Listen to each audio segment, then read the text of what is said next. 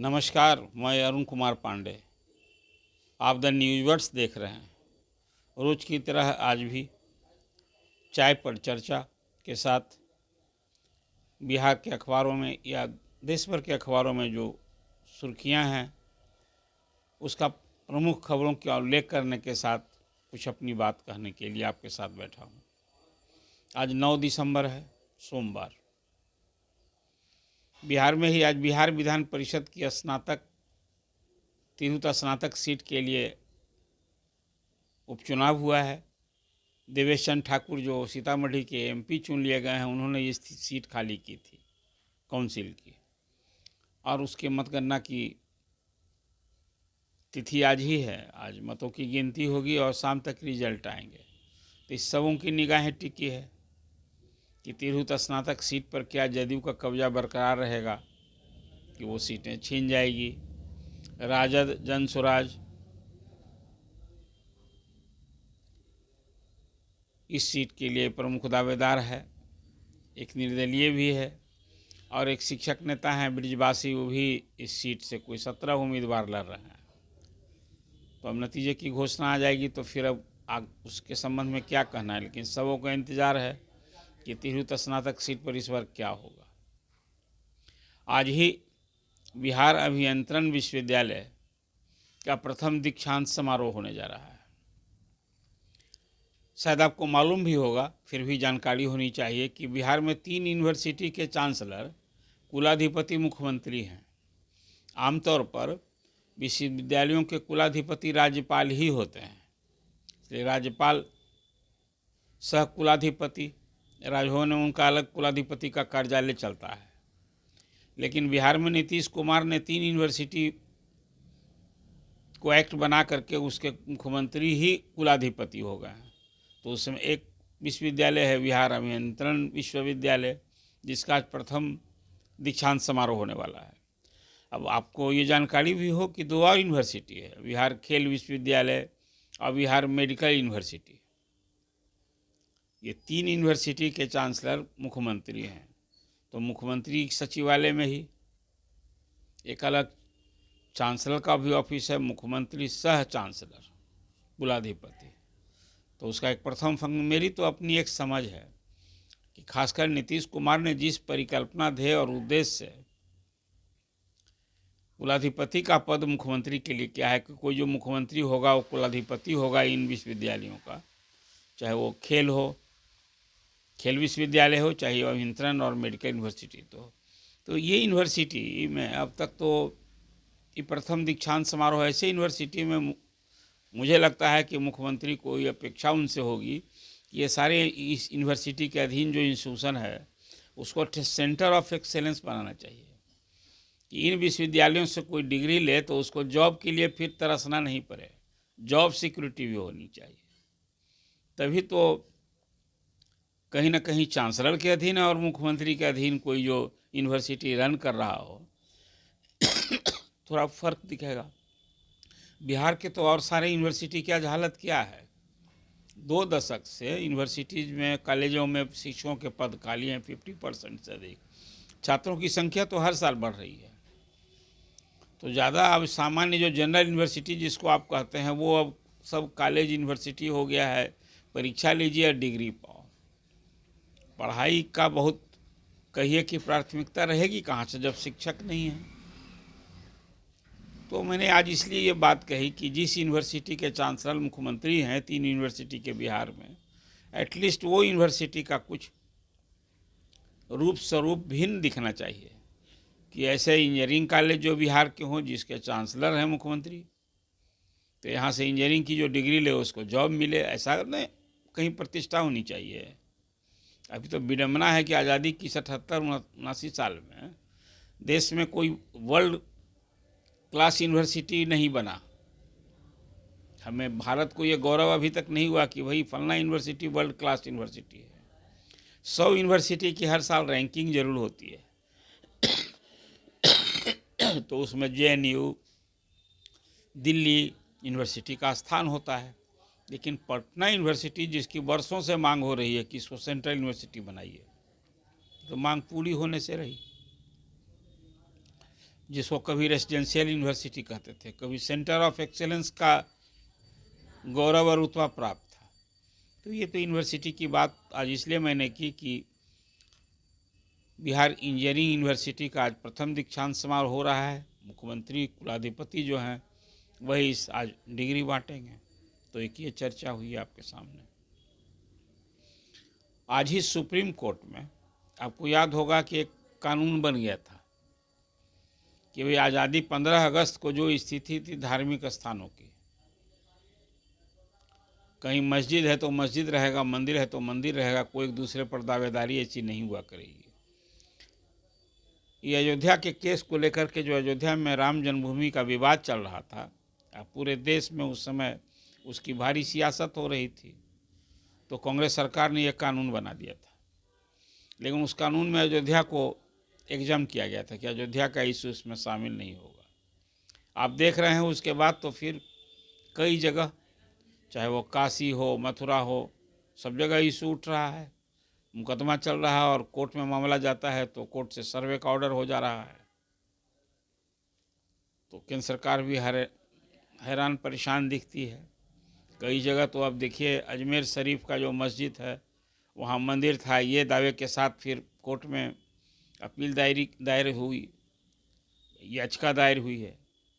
उसी तरह से अभी संभल में हुआ था जहाँ सब झमेला हुआ। तो आज सुप्रीम कोर्ट में उस एक्ट की वैधता को जो चुनौती दी गई है उस पर सुनवाई होने वाली है और चीफ जस्टिस जो मौजूदा हैं उन्हीं की पीठ में 3 जजों की पीठ सुनवाई करेगी। उसमें खास रूप से पूर्व केंद्रीय मंत्री सुब्रमण्यम स्वामी भी एक याचिका करता है और कई लोग उसमें हैं। तो सबों की निगाह है कि सुप्रीम कोर्ट अब उस एक्ट की जो वैधता को चुनौती दी गई है कि कहाँ ये उचित है क्या है कि जिस ढंग से खैर मथुरा, काशी और कई जगह जो बातें आ रही हैं। और दूसरी ओर आप ये भी देख रहे होंगे कि आए दिन एक खबर आ रही है, खास करके अभी जो वक्फ कानून को लेकर कई जगह वक्फ कानून में भी इतनी ताकत दे दी गई है कि वक्फ की संपत्ति को लेकर के कहीं दावा कर दीजिए और फिर झमेला हो रहा है उसका भी। तो कुल मिला जुला कर कि ऐसी स्थिति देश में बन गई है जैसे सांप्रदायिक सद्भाव के बिगड़ने का हमेशा ये गुंजाइश है। इस कहाँ अंत होगा इसका। और देख लीजिए सुप्रीम कोर्ट क्या व्यू लेता है। आज तो एक तरह से कहिए सुनवाई शुरू हो गई तो आज ही निष्पादन तो नहीं हो जाएगा, या तो यदि खारिज कर दिया तो एक अलग स्थिति। लेकिन मुझे लगता है कि सुप्रीम कोर्ट इस पर बहुत गहनता से विचार करने जा रहा है। अब कुछ आज की सुर्खियों की चर्चा कर दें जो अखबारों में खास रूप से।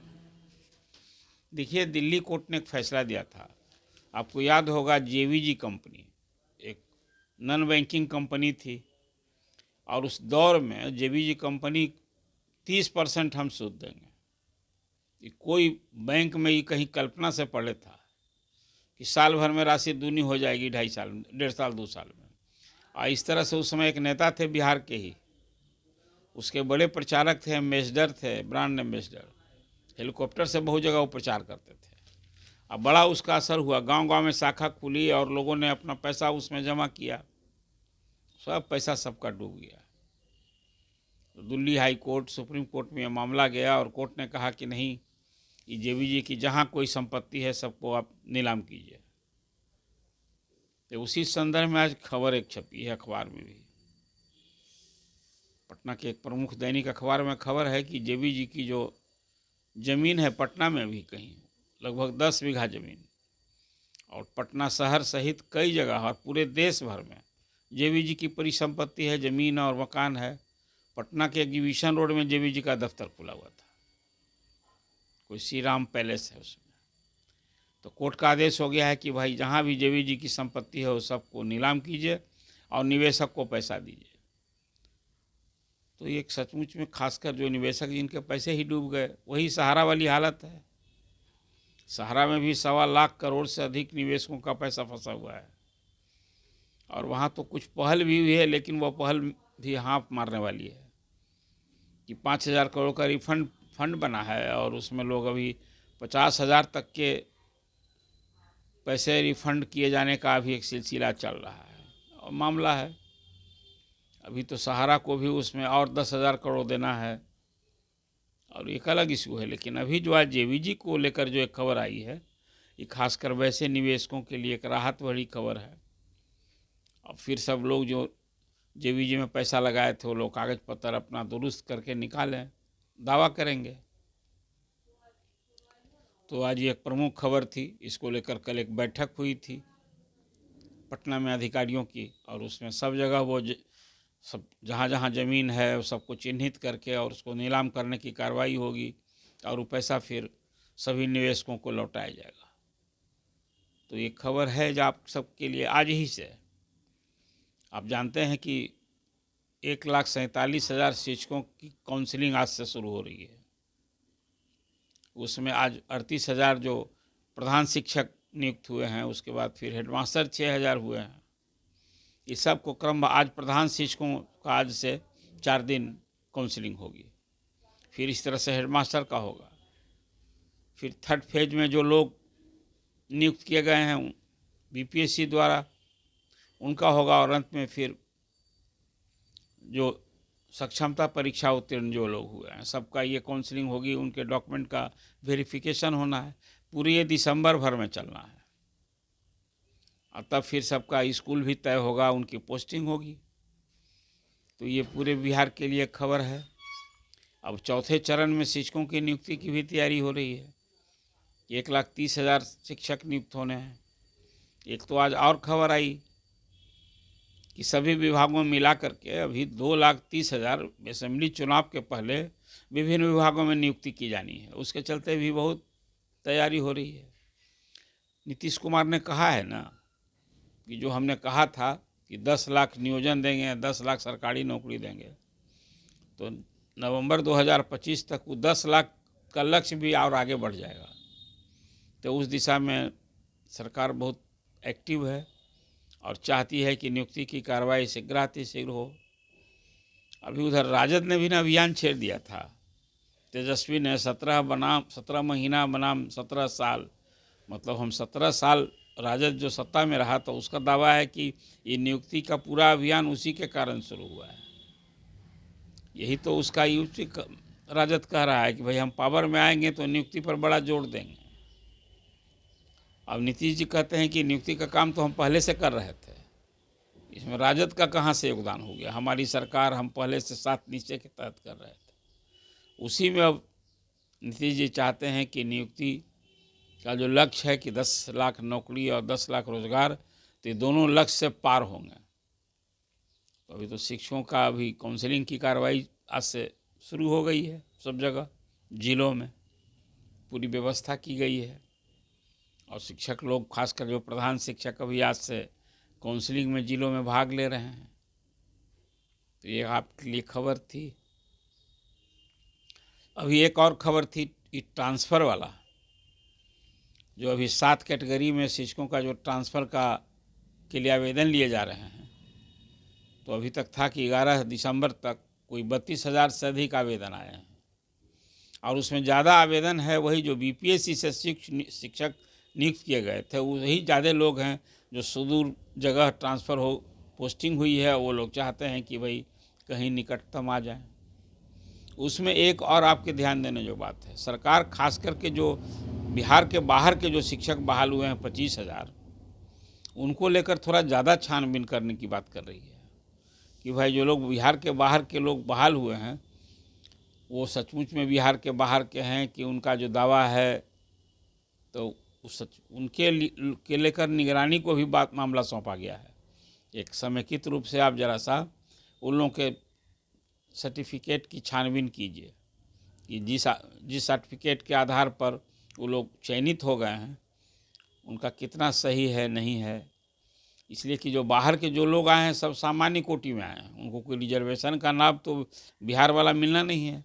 बिहार में जो रिजर्वेशन लागू है उस बिहारियों के लिए है। लेकिन बिहार के बाहर के लोग भी कुछ ऐसे हैं जो शिकायत मिली थी कि आरक्षण का लाभ ले लिए हैं, कुछ केस पकड़े भी गए थे। तो अब उन लोगों के मामले में थोड़ा ज़्यादा छानबीन होगी। तो खैर अभी तो आवेदन ही लिया जा रहा है, 15 दिसंबर तक आवेदन लिया जाए। और मेरा जो अनुमान था पहले कि अब वो अभी 32,000 पूरा है तो 50,000 तक वो जाएगा, उससे कुछ ज़्यादा जाएगा। तो ये अभी ऐच्छिक ट्रांसफ़र को लेकर जो आवेदन मांगे गए हैं वो अभी लिए जा रहे हैं। 15 दिसंबर तक आवेदन के बाद उस पर भी कार्रवाई होगी। तो शिक्षा विभाग के पास तो अभी बहुत काम बचा है। ट्रांसफ़र का काम, नियुक्ति का काम, पदस्थापन का काम। अभी तो जो सक्षमता परीक्षा उत्तीर्ण शिक्षक हैं उनको अभी जिस स्कूल में वो पढ़ा रहे हैं वहीं सबको योगदान करना है। इस संबंध में एक आदेश का भी इंतज़ार है। अभी तक वो आदेश नहीं आया है जो मुख्यमंत्री ने नियुक्ति पत्र बांटते हुए विशेष शिक्षकों का जो घोषणा की थी। तो आज अखबारों की सुर्खियां और अपनी बात, ये चर्चा आपके सामने मैंने की। आपकी चर्चा कैसी लगी? आप अपना कमेंट कीजिए। द न्यूज़ बस को सब्सक्राइब कीजिए। धन्यवाद। फिर कल आपसे इसी तरह से अखबार की सुर्खियों पर चर्चा के साथ अपनी बात मिलूँगा। धन्यवाद।